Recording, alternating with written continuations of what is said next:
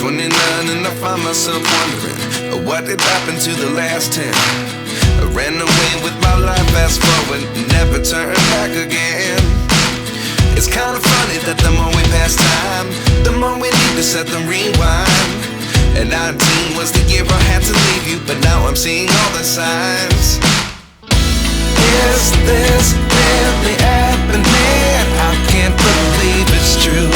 I'm just as surprised as you. Is this really happening? I can't be too sure, but one day I'll be yours again.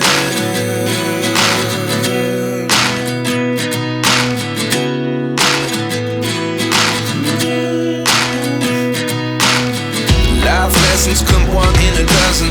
The other 11 get something from nothing. I sit here looking for an answer. Maybe the biggest question was in the last chapter. You gave me the soul I have today. Without you I never could have moved away.